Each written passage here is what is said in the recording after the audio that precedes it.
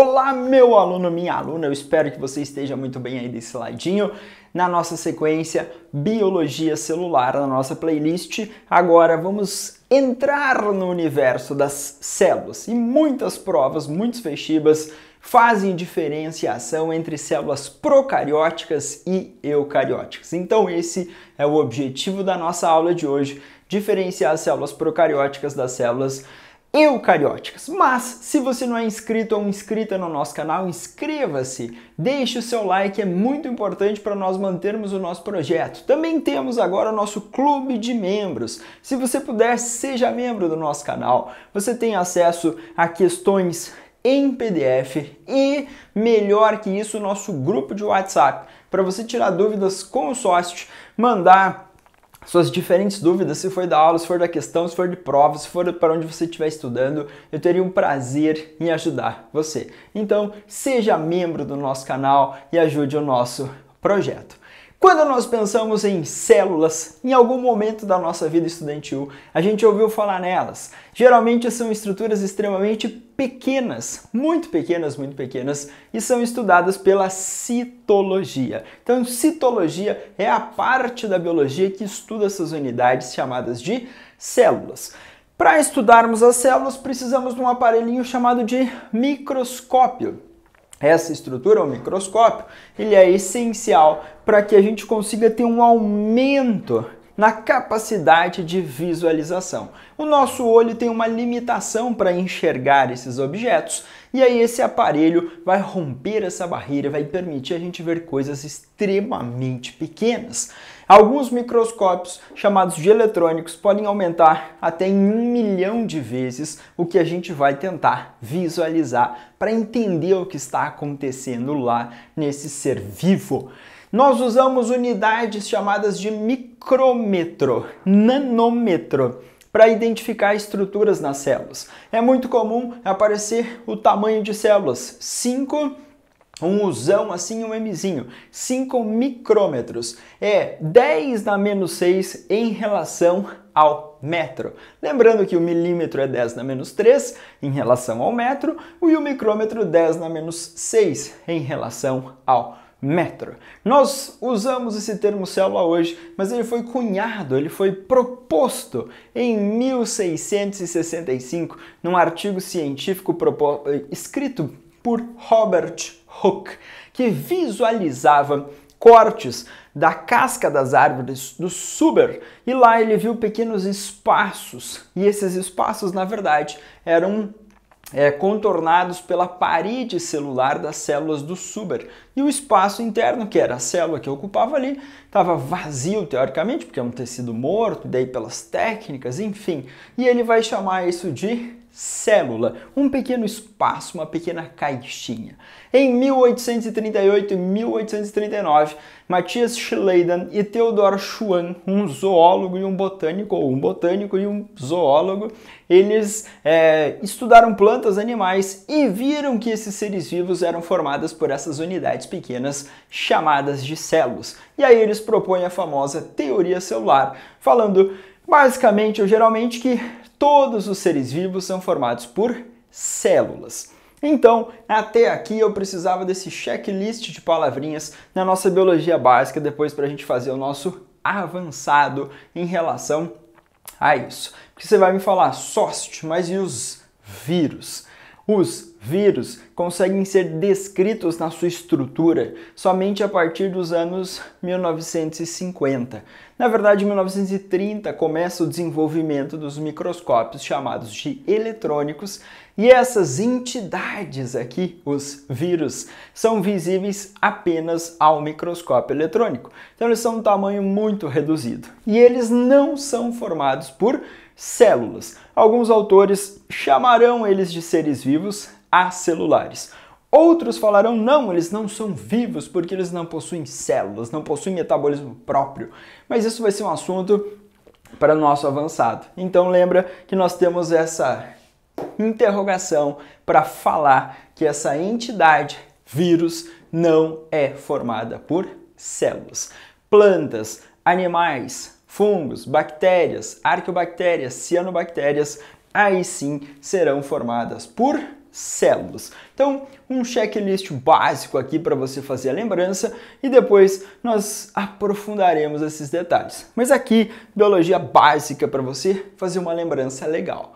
As células podem ser divididas em procarióticas e eucarióticas. Se nós olharmos para procarioto, pro, antes, cario, núcleo. Então, sem núcleo. E nas células eucarióticas, verdadeiro, cario, núcleo. Com essa unidade aqui chamada de núcleo. Eu escrevi alguns termos mais específicos, mas eu vou traduzir. Mesmo na nossa biologia básica, que não é tão básica assim, mas eu preciso desses termos. Por exemplo, as células procarióticas são encontradas no domínio bactéria e no domínio árquea. As bactérias são os seres procariotos mais famosos e diversos desse planeta. Vamos apresentar uma parede celular aqui de peptoglicanos ou peptidioglicanos. Abaixo, em laranjinha, a membrana plasmática e um espaço interno ali chamado citosol. Ali vai estar distribuído ou disperso o material genético. Nós encontraremos ribossomos dispersos ali nesse citosol. Se eu olhar para a célula eucariótica, algumas células eucarióticas, como a dos vegetais, algas, fungos, vão apresentar a parede celular. Inclusive, essa aqui é uma célula vegetal e essa estrutura externa é a parede celular. Agora, se eu olhar para as células dos animais, dos protozoários, não apresenta essa estrutura chamada de parede celular. Se eu olhar aqui para a célula animal, tem a membrana plasmática, um espaço interno ali chamado citosol e nós veremos um núcleo envolto por uma membrana chamada carioteca ou envelope nuclear ou envoltório nuclear. Eu prefiro o termo envelope nuclear, que vai individualizar o espaço e lá dentro o material genético. Então eu quero que você lembre que todas as células, independente de procarióticas ou eucarióticas, elas vão apresentar uma membrana plasmática individualizando, separando do meio extracelular. Vão apresentar material genético, pode estar disperso no citosol, células procarióticas, no interior do núcleo, eucarióticas, vão apresentar ribossomos. E esses ribossomos, eles estão dispersos nesse espaço interno chamado citosol. Então, membrana, citosol, material genético e ribossomo é comum a todas as células presentes nesse planeta maravilhoso. Aqui eu coloquei o domínio eucária. Domínio eucária formando pelos seres eucariotos, os protistas, as algas e os protozoários, os vegetais, briófitas, pteridófitas, gímenos e angiospermas. Todos os animais e fungos são formados por células eucarióticas, células com núcleo. Já as bactérias, as arqueobactérias, as cianobactérias, as rickétsias, os PPLOs não apresentam núcleo e são formados por células procarióticas. As provas mais específicas podem falar nessa estrutura chamada de endomembranas. Endo, de dentro, então são membranas internas. Nas células procarióticas nós não temos um sistema de endomembranas, formada pelo núcleo, que tem o envelope nuclear, formado pelo retículo liso, retículo rugoso, complexo de Golgi, entre outras estruturas como lisossomos, mitocôndrias, nas células vegetais cloroplastos, vacúolos. Tudo isso vai ser envolto por membrana e estará no interior da célula eucariótica. Na procariótica não teremos esse sistema de endomembranas, consequentemente não teremos núcleo. Não tendo núcleo também não temos mitose, não temos meiose. Sem mitose e sem meiose, porque mitose e meiose são divisões nucleares. Nas células eucarióticas, com mitose e meiose, porque mitose e meiose são divisões nucleares. Nas células procarióticas, o DNA é chamado de circular. Essa molécula de DNA vai ter assim uma união nas suas extremidades e vai ser geralmente único, disperso ali no citosol. Nas células eucarióticas, esse DNA se enrola em proteínas chamadas de histonas. Então eu fiz aqui um DNA linear, que alguns vestibulares já cobraram, e esse DNA linear é porque ele está associado a proteínas chamadas de histonas. Então temos histonas para enrolar, compactar tá esse DNA nas células eucarióticas e nas procarióticas não. Na expressão gênica, nós olhamos para os nucleotídeos, aquela sequência de letrinhas lá. No nucleotídeo tinha o fosfato, a pentose e a base nitrogenada, sequência de letrinhas do DNA, e orientar um RNA mensageiro num fenômeno chamado transcrição. Nos procariotos só existem sequências chamadas de exons, que são sequências que são transcritas e depois traduzidas. Ou seja, do DNA formou o RNA vai orientar a formação de aminoácidos na proteína. Então só existem exons. Nos eucariotos existem introns e exons. Os introns serão sequências intrometidas, que ficam ali no meio dos exons, que são as sequências expressas daquelas letrinhas. Eles serão transcritos, introns e exons. Só que os introns são retirados do pré-RNA mensageiro. E essa retirada ocorre no núcleo da célula, e essa retirada é chamada de splice. Lá temos um complexo enzimático, o spliceossomo, e aí ocorre a retirada dos introns, e a gente vai ver a formação do RNA mensageiro funcional. Pode existir até um splice alternativo que já foi cobrado na Universidade Federal do Paraná e no Enem, mas a gente vai ver isso no avançado. Eu só quero aqui o basicão, que existe apenas exons nos procariotos, nos eucariotos exons, sequências expressas, transcritas e traduzidas. Os introns são sequências transcritas, mas não traduzidas. São retiradas ali, e essa retirada é chamada de splice. Tanto a célula procariótica quanto a célula eucariótica apresentam ribossomos. Só que os ribossomos dos procariotos são menores, são chamados de 70S. S é um coeficiente chamado coeficiente de Save-de-Berg.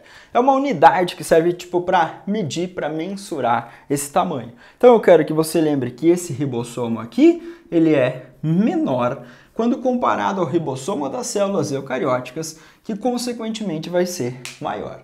Mas os ribossomos são estruturas importantes para a realização da síntese de proteínas. Então a prova pode falar para você que tanto o procarioto quanto o eucarioto apresenta ribossomos. Ok, isso é verdade. E eles irão atuar, eles irão trabalhar na síntese de proteínas. Então, lembrança que ribossomo tem tanto em procariotos quanto em eucariotos, mas diferença no tamanho. Outro assunto importante, citoesqueleto. O citoesqueleto é um conjunto de filamentos proteicos que existe no interior das células. Até muitos anos, ele era associado apenas à célula eucariótica. Hoje, alguns autores vão reconhecer a presença de um citoesqueleto também nas células procarióticas, mas talvez não tão dinâmico e estruturado. As técnicas usadas geralmente são de microscopia, com fluorescência, com focal, para tentar identificar e desmistificar a presença ou não do citoesqueleto. Mas quando a gente estuda ensino superior, em livros, eles já orientam sim a formação de um citoesqueleto na célula procariótica, não tão dinâmico e estruturado quanto na célula eucariótica. O citoesqueleto, imagina assim a estrutura da membrana e um monte de fiozinhos. Veremos nos próximos encontros. E esses fiozinhos podem atravessar e se conectar em outros pontos de membrana, mas são fiozinhos extremamente microscópicos, pequenos, formados por diferentes unidades de proteínas. Então, na célula eucariótica, sempre foi descrito um citoesqueleto extremamente dinâmico. Tanto que quando vocês pegarem questões de vestibular, geralmente, em 99% dos casos, eles vão falar citoesqueleto tem nas células eucarióticas e não tem nas células procarióticas. Só que isso já vem sendo modificado em muitos estudos em nível superior. Inclusive, a Universidade Federal do Rio Grande do Sul já associou a presença do citoesqueleto nas células procarióticas e também nas células eucarióticas. Então, a gente pode fazer essa associação do citoesqueleto, que anteriormente ou antigamente era só associado à célula eucariótica, também às células procarióticas, mas não tão dinâmico quanto nas células eucarióticas. Você vai falar, tá, mas eu estou estudando por livros, eu estou estudando por questões e quase todas elas estão associando somente as células eucarióticas. Eu vou falar, isso é verdade, porque a discussão começou assim mais recentemente dentro da biologia. E esse recentemente é uns 10 anos, mas acaba sendo recentemente para nós dentro da área de biologia. Eu não acredito que as provas farão questões polêmicas, porque isso vai comprometer assim muitas vezes a banca. Então eu faço essa orientação e nos tópicos avançados, vou mostrar para vocês como apareceu isso em questão. Então, o foco da nossa aula: células procarióticas com essas características aqui e quem possui. Células eucarióticas com essas características aqui e quem possui. Eu espero que você tenha me entendido. Assista a nossa próxima aula. Se não é inscrito, se inscreva no nosso canal, deixe seu like, ative as notificações e, se puder, seja membro, apoie o nosso projeto e vantagens muito boas para vocês. Bons estudos a todos vocês!